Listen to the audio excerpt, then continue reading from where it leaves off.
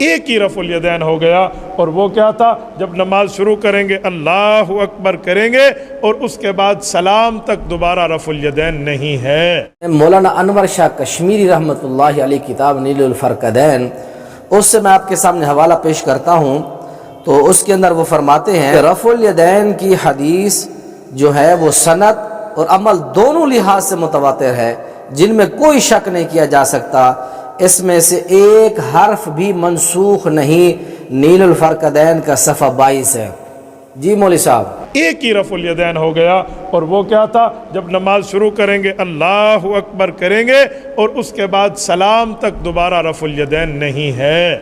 دوسرا حوالہ میں پیش کرتا ہوں، مولانا عبدالحی حنفی لکھنوی رحمۃ اللہ علیہ فرماتے ہیں حق یہ ہے کہ رکوع میں جانے اور رکوع سے سر اٹھانے کے وقت رسول اللہ صلی اللہ علیہ وسلم اور آپ کے کثیر صحابہ کرام سے قوی طرق سے اور اخبار صحیحہ کی بنا پر رفع الیدین کے ثبوت میں کوئی شک نہیں ہے۔ سیایا جلد نمبر 1 ہے، صفحہ نمبر 213 ہے۔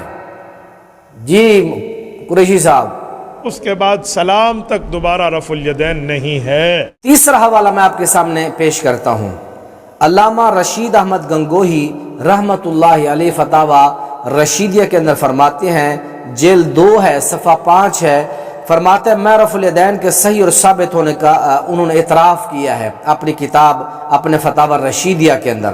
ایک ہی رفع الیدین ہو گیا۔ قاضی ثناء اللہ پانی پتی اپنی جو کتاب ہے ان کی مالا بدھا منہ فارسی کے اندر، وہ بھی رفع الیدین کے قائل ہیں، اور اس طرح حاجی امداد اللہ مہاجر مکی ملفوظات حکیم الامہ کی جلد 12 ہے، صفحہ جو ہے 65 ہے، اور اسی طرح مولانا اشرف علی تھانوی ملفوظات کی جلد 12 صفحہ 65 کے اندر وہ بھی رفع الیدین کے قائل ہیں۔ مفتی محمد شفیع عثمانی ماہانہ شریعہ نومبر 2005 کے اندر وہ بھی رفع الیدین کے قائل ہیں۔ مولانا فخر الدین دیوبندی مجموعہ مقالات کی جلد 3 صفحہ 39 پر، اور مولانا تقی عثمانی صاحب حافظہ اللہ تعالی درس ترمذی کی جلد 2 صفحہ 26، یہ تمام علماء دیوبند جو ہیں رفع الیدین کے قائل ہیں، اگرچہ فاعل نہیں، قائل ہیں یہ۔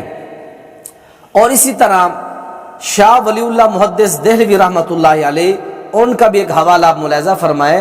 شاہ ولی اللہ محدث دہلوی اپنی کتاب حجت اللہ البالغہ کی جلد 2 عربی اور صفحہ اس کا 10، اس کے اوپر فرماتے ہیں کہ لوگوں اذا اراد ان یرکع رفع یدیہ حذو منکبیہ واذنیہ وکذلک اذا رفع راسہ من الرکوع، فرماتے ہیں جب نماز پڑھنے والا نماز پڑھے، جب رکوع جانے لگے تو رفع الیدین کرے، رکوع سے اٹھے تو پھر بھی رفع الیدین کرے، اور آخر میں وہ فرماتے ہیں کہ والذی یرفع احب الی ممن لا یرفع، کیونکہ جو رفع الیدین کرتا ہے وہ مجھے زیادہ محبوب ہے اس سے جو رفع الیدین نہیں کرتا، وہ بندہ مجھے زیادہ محبوب ہے۔ وہ آگے فرماتے ہیں کہ فإن احادیث الرفع اکثر واثبات، کیونکہ رفع الیدین کی احادیث بہت زیادہ اور بہت ثابت ہیں وہ۔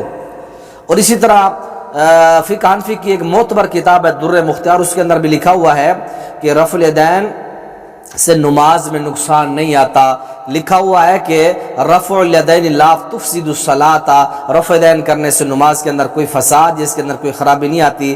یہ در مختار کے اندر آپ دیکھ سکتے ہیں، اس کی جلد 1 ہے، صفحہ 500 جو ہے 84 دیکھ سکتے ہیں آپ۔ غنیت الطالبین کے اندر پیران پیر عبد القادر جیلانی رحمۃ اللہ علیہ وہ بھی رفع الیدین کے قائل ہیں۔ حیات کیفیات نماز کے اندر وہ بھی یہ بات فرماتے ہیں۔ امام مالک، امام شافعی، امام احمد رحمہم، تینوں ائمہ کرام یہ رفع الیدین کرنے کو سنت قرار دیتے ہیں۔ آپ یہ حوالہ دیکھ سکتے ہیں، جامع ترمذی ہے، اور اس کے اندر باب ما جاء فی رفع الیدین عند الرکوع حدیث نمبر 256 آپ دیکھ سکتے ہیں۔ تینوں امام رفع الیدین کرنے کے قائل تھے۔